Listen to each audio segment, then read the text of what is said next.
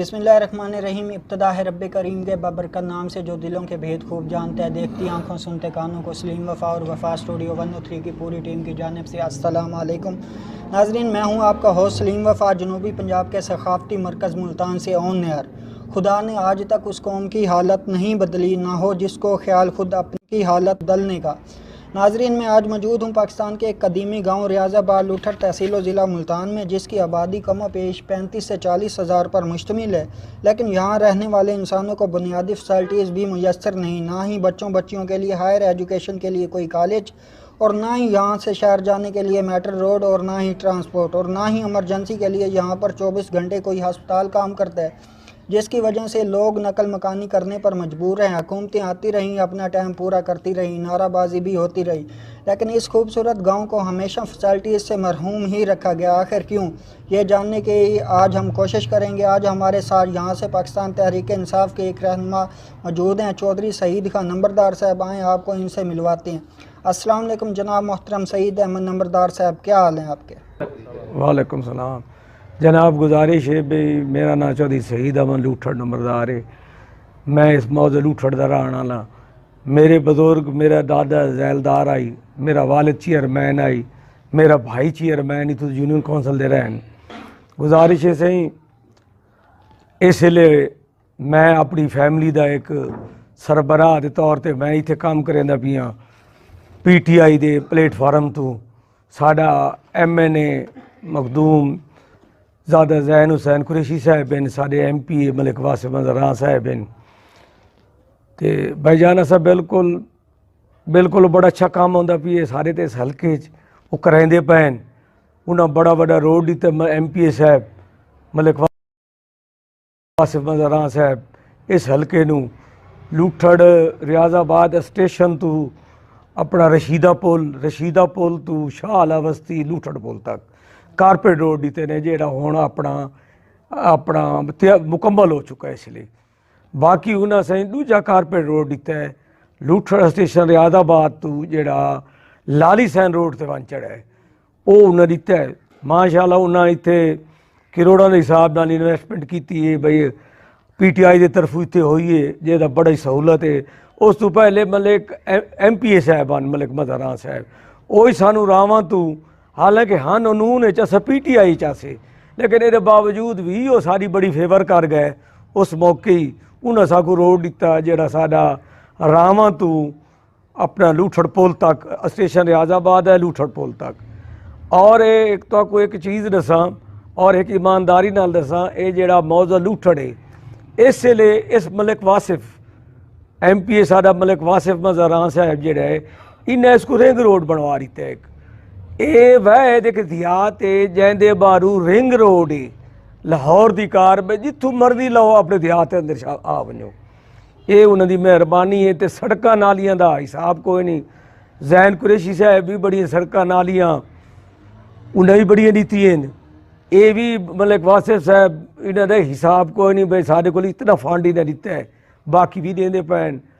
ہاں البتہ ایک اپنا اتنے تھوڑا ہائی سیکنڈری دا اپنا سکول دا ساڈا ایک لیڈیز دا وہ ایک مسئلہ جیڑا ایم پی اے صاحب سانو بڑا وہ مطمئن کیتا ہے بھئی اسے بنوا دینے ہیں.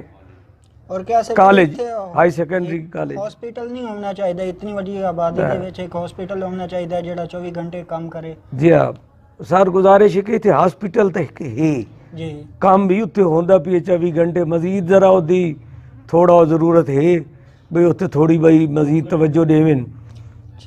اور دوجا سر جی یہ دسو، اتنی مہنگائی ہومن دے باوجود پاکستان تحریک انصاف عوام نو ریلیف دیون وچ کس ٹائم تک کامیاب ہو سی سر جی؟ بھائی جان جڑا واقعہ مہنگائی ہے اس کوئی شک نہیں. ترقیاتی کاماں دے حوالے نال یا باقی نال تے بڑا کچھ ہوندا بھی ہے، بڑا کام ہوندا بھی ہے، لیکن مہنگائی دے حوالے نال واقعہ عوام کو مسئلہ ہے. اور اس دا اج بھی عمران خان صاحب دی تقریر سنیے، وہ آدھے پین بھائی ہون انشاءاللہ تعالیٰ بہت جلد مہنگائی دا جڑا ہے مسئلہ ہے سالو کرے سوں. پہلے سارے تے اتنے مسائل آن پیچھے اتنے کردے آن، اساں انہوں نے اساں ہون تک بھرے ہیں. بڑا مسائل دا شکار ہے یہ ملک. لہٰذا ہون انشاءاللہ تعالیٰ نیکسٹ آون والے ٹائم وچ اساں ساری چیزیں جڑی ہیں نا تواڈیاں یہ تمہیں سہولت عوام نو ساری سہولت مل سن. کیا پاکستان تحریک انصاف غریب عوام کی بنیادی ضروریات مثلا بجلی گیس پٹرول سستا کر پائے گی؟ انشاءاللہ تعالیٰ اللہ نال امید ہے. جڑا سارا قائد ہے سہیں اپنا عمران خان بہت ایماندار آدمی ہے, دیانتدار آدمی ہے, اس وچ کوئی شک نہیں. اور اس آ کے بڑا اپنی ہمت کیتی ہے, بڑی کوشش کیتی ہے. اس آ کے بئی حکومتاں دے سائیں اتنے لون لائے ہوئے, انہاں دا قرضہ, انہاں دے سود, انہاں دے انٹرسٹ وہ بھرے. اس لحاظ وال سارے اتنے مسائل ہیں, اتنے مسائل ہیں انہاں آخر انہاں دے کرینے آخر ٹائم لگنا ہے. ساکو بڑا اس چیز دے نال انشاءاللہ تعالیٰ دل مطمئن ہے. انشاءاللہ تعالیٰ آون والے 6 مہینے یہ جڑے پٹرول چڑھتے پے نے ایک بین الاقوامی مسئلہ ہے, اس دے وچ ایک مسئلہ پیدا ہوندا پیا پٹرول دا. بہرحال انہاں دے اساں اس امید تے ہیں بے اللہ دے حکم نال یہ سارے معاملات بہت جلد ٹھیک ہوئے سن. اچھا آپ یہ بتائیں اپنے حلقے میں ترقیاتی کاموں کے بارے میں آپ کی حکومت اس ٹائم کیا کر رہی ہے؟ گزارش ہے جڑا کوئی سر اساں تے اپنے حلقے دے حوالے نال دے پے بڑا کچھ کریں دے پے تے مزید ہی کرنا باقی ہے. مزید انہوں نے اپنے حلقے واسطے کرنا چاہیے تے اساں دعا گو ہیں بھئی وہ کریں. لیکن ڈیماں دے حوالے نال بھی بڑے اچھے کام کریں دے پے اس لیے ساری حکومت یہ بڑا بڑا کام ہے. اساں ایک نہیں سر سابقہ حکومت دی نسبت اے حکومت اپنے حلقے واسطے کوئی سابقہ حکومت تو اپ گریڈ کام کریں دی پئی ہے یا اے حکومت ہی صرف نعرہ بازی اور اپنی مدت پوری کریں دی پئی ہے؟ سر گزارش ہے جیڑا کچھ ساکو دے پے یہ جو سمجھینے پے پڑھے لکھے بندے ہیں. میں گریجویشن کیتی ہوئی ہے بوسروڈ کالج تو. جیڑا کوئی پڑھے لکھے بندے ہیں ساری نسل اسا نمبردار فیملی نال تعلق ہے میرا, سارے پڑھے لکھے ہیں. تو باقی دوست احباب بھی انشاءاللہ تعالیٰ یہ معاملات بہتری دیر جا رہے ہیں ساری سمجھتا, کیونکہ کرپشن تے قابو پایا ہوا ہے جیڑی وڈے لیول تے کرپشن آئی. لیکن والا آخر ایک سلسلہ چل دیاں ایک اس نو آیا تھاڑے عمران خان لیڈر قائد نو تھوڑا ٹائم ہویا ہے. یہ مسائل بڑے وڈے نے, اس واسطے ٹائم چاہیے انہاں مسائلوں نو حل کرنے واسطے بڑا وقت چاہیے. اچھا سر جی آنے والے الیکشن میں کیا پاکستان تحریک انصاف جیت پائے گی؟ کیا غریب عوام مہنگائی کی ستائی کپتان کو ووٹ دے گی؟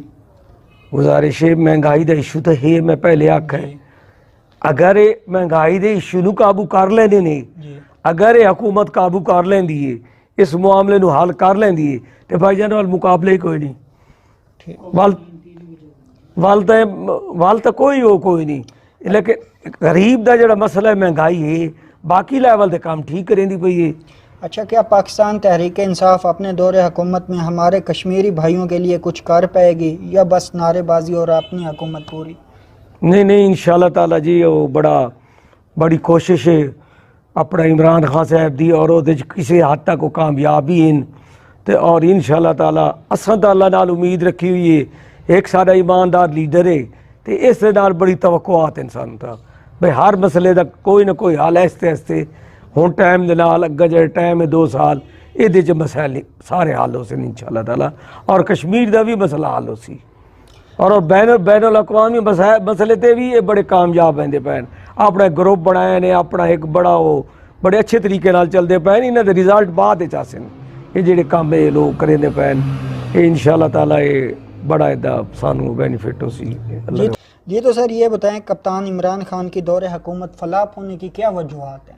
بھائی جان میری جڑی سمجھ گال مین آندی ہے کرونا دی وجہ ہے جڑا پوری دنیا دے وچ ہلاوا ہے, پوری دنیا دے وچ اپنا شامل ہے بھئی اتھے بڑے یہ حالات خراب رہن مہنگائی دے باوجود. اساں تا سمجھینے بھئی عمران خان دی ایک بہترین حکمت عملی دی وجہ تو بھی اسا کچھ فرق رہی ہے, لیکن مین وجہ کرونا دی وجہ بنی ہے جن دی وجہ تو مہنگائی ہوئی ہے اور سارے بزنس بند ہو گئے, کاروبار بند ہو گئے, جڑے غریب دی روزی روٹی آئی وہ بند ہو گئی. یہ وجوہات بنی ہیں زیادہ. کرونا دی مین وجہ ہے مہنگائی دے حوالے نال. اگر کرونا دی یہ چیز نہ آندی تے اور بالکل حقیقت غالب ہے یہ حالات اس طرح نہ ہوئے نا. یہ پوری دنیا یہ پوری دنیا ایسے حالات ہیں, بلکہ اپنا عمران خان یہ کامیاب حکمت عملی دی وجہ تو اتنے اس لیول دا بحران نہیں آیا. لیکن انشاءاللہ تعالیٰ بہت جلد حالات ٹھیک ہو گئے سن تے انشاءاللہ تعالیٰ اللہ کامیابیاں دے سی. اساں تے پچھلی حکومت نو پچھلی حکومت ہی ساری پی ٹی آئی دی آئی، یہ بھی حکومت پی ٹی آئی دی چی انشاءاللہ تعالی پچھلے دور چی اسد اسے واسطے کھڑے اسے امید تے اپنا عمران خان صاحب کو بھئی وہ اسے امید نال دنیا ووٹ دیتے اور دنیا لے آئی ہے اور اللہ اس کو کامیاب کرے سی اور ساکو بھی سرخرو کرے سی اس کو سرخرو کرے سی آئندہ آنے والے ٹائم تے۔ جی تو ناظرین یہ تھے محترم سعید احمد نمبردار صاحب جن سے آپ نے مزے کی باتیں سنی، انہوں نے اپنے حلقے کے کاموں پر روشنی ڈالی۔ اسی کے ساتھ اپنے ہوسٹ سلیم وفا اور کیمرہ مین ممتاز گرافر صاحب کو دیں اجازت، دیکھتے رہیں ہمارا یوٹیوب چینل وفا اسٹوڈیو 103۔ ملتے ہیں ایک اور پروگرام میں، اس وقت کے لیے اللہ حافظ۔